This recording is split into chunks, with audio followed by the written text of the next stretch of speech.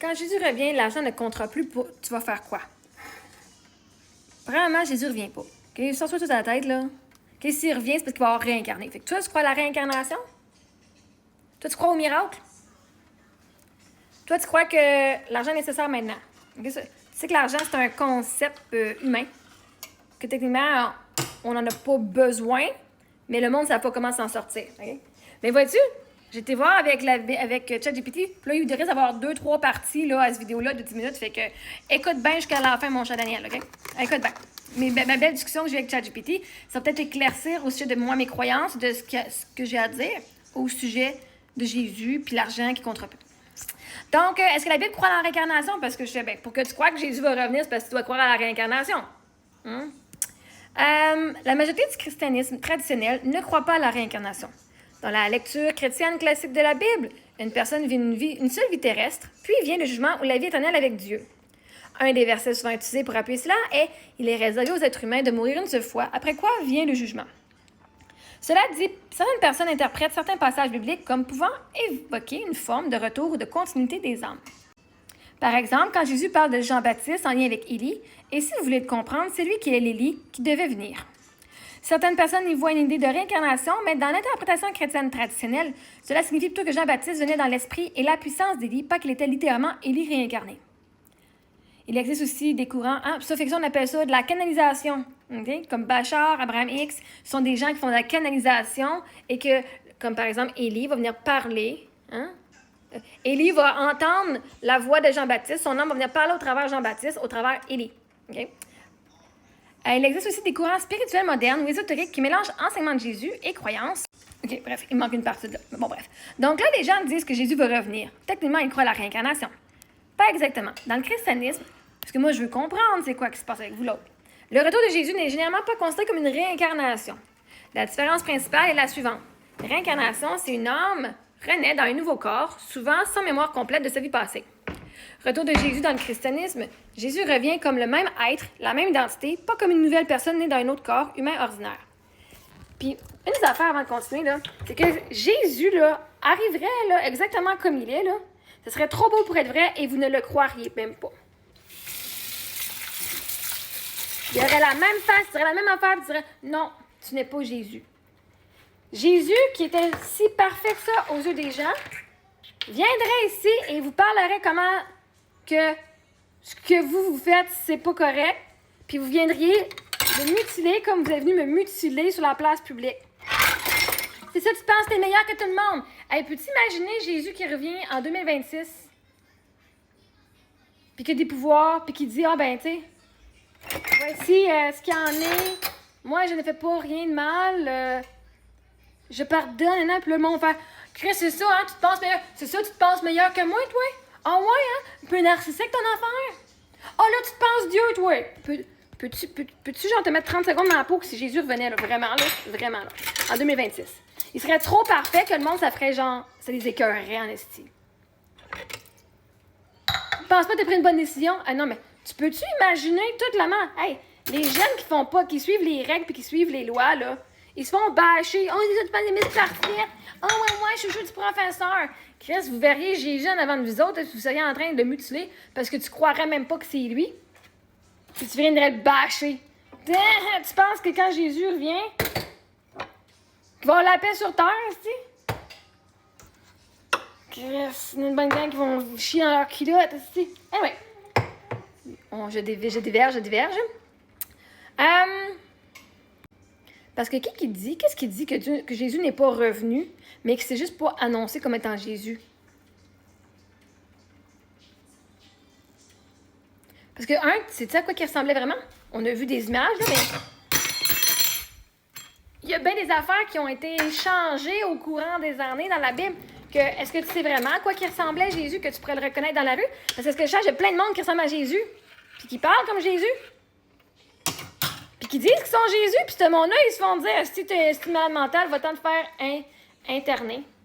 Ça va faire comment pour le reconnaître, Jésus, quand il va être dans ta face, là? Un être parfait, là. Tu sauras même pas le reconnaître. Anyway, on continue. Les chrétiens parlent plutôt de la seconde venue du Christ. Selon la croyance chrétienne, Jésus de Nazareth est ressuscité, puis reviendra un jour, mais pas en oubliant qu'il est né en recommençant une nouvelle vie humaine comme la réincarnation. Ah, fait que c'est comme genre... Vous pensez qu'il est comme Michael Jackson qui est mort, puis que finalement, il a juste faké sa mort, puis ça fait plus de 2000 ans qu'il existe? Cool, je sais pas. C'est un petit peu complotiste, vos affaires. C'est pour ça qu'un chrétien traditionnel dirait « Je crois au retour de Jésus, mais pas à la réincarnation ». Par contre, je comprends pourquoi tu vois le parallèle. Vu de l'extérieur, l'idée de quelqu'un qui revient peut sembler similaire. Mais théologiquement, ce sont deux concepts très différents. Retour du même être conscient et glorifié versus renaissance dans un autre corps. Non, renaissance dans une existentielle terrestre. OK, une nouvelle existence terrestre. Là, je dis oui, mais en spiritualité, là, nous sommes tous à la conscience de Dieu. Donc, même si je change de corps, j'ai la même conscience. Parce que quand tu meurs, tu retournes à ton âme. Et quand tu es sur Terre, c'est ton âme, tu es une fraction de ton âme. OK? Dans la croyance spirituelle que j'ai et que j'ai étudiée. Donc, on a toujours la même conscience et nous sommes la conscience de Dieu. Nous sommes Dieu qui s'expérimente. Parce que Dieu est dans tout, il est omniprésent. Donc, littéralement, nous sommes Dieu.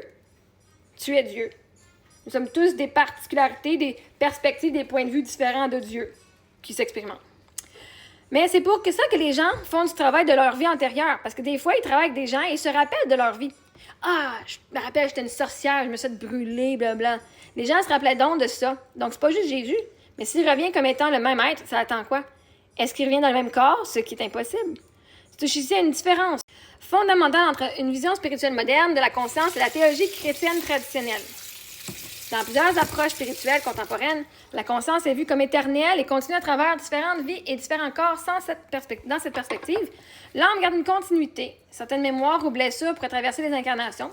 Des expériences comme les vies antérieures sont interprétées comme des souvenirs réels de cette continuité de conscience. Le christianisme traditionnel, lui, ne part pas du même cadre philosophique. Pour les chrétiens, le retour de Jésus de Nazareth n'est pas une réincarnation d'un nouveau bébé humain, ni une âme qui change de corps. Il part plutôt d'une résurrection et d'un retour glorifié. Fait que vous croyez aux zombies. Parce que si le corps de Jésus, qui est enfoui depuis plus de 2000 ans, revient en vie, c'est parce que c'est un fucking zombie. On est d'accord. C'est littéralement la définition d'un zombie. Quelqu'un qui est mort puis qui revient en vie. Vous pouvez bien vous préparer à des attaques de zombies, vous autres, Chris. Après sa résurrection dans les récits bibliques, Jésus est reconnu comme étant lui-même, mais son corps semble différent des corps humains ordinaires. Il apparaît puis disparaît, traverse des portes fermées, mais aussi peut manger et toucher. C'est un crise de fantôme. Donc pour les chrétiens, c'est pas impossible parce qu'ils parlent d'un corps transformé, spirituel ou glorifié, pas d'un corps biologique normal soumis aux lois habituelles. Mais son âme n'est jamais décédée, son âme a toujours été parmi nous. Donc, les récits de corps spirituel, nous sommes tous un homme, nous avons tous un corps spirituel déjà qui s'occupe de notre corps naturel et de notre corps physique. Pas besoin d'avoir une incarnation. Un homme peut aller dans un autre corps. Un âme, pas un homme, mais un âme. Un âme peut juste être présent sans qu'on la voie. Je veux dire, dans un fantôme, là, il apparaît, disparaît à travers des portes fermées. Il peut aussi manger et toucher. Bien ceux qui, littéralement, voient des âmes, voient ces choses-là. Là. Ce que c'est décrit correspond beaucoup plus à une vision spirituelle ou métaphysique de l'âme qu'à la doctrine chrétienne traditionnelle. Dans plusieurs courants spirituels, on croit effectivement que la conscience ou l'âme survit à la mort. Elle peut être perçue énergétiquement.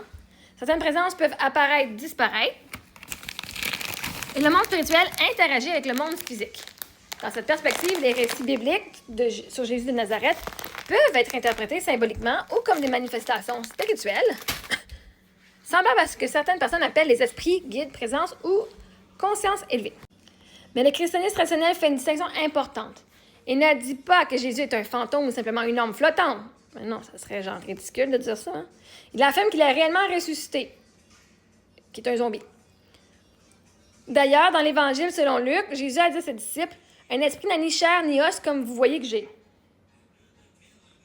Yeah. C'est pour ça que le monde dit Éric est avec moi, là. Il est là. Yeah. Donc, les auteurs bibliques semblent justement vouloir éviter l'idée qu'il serait seulement une apparition spirituelle.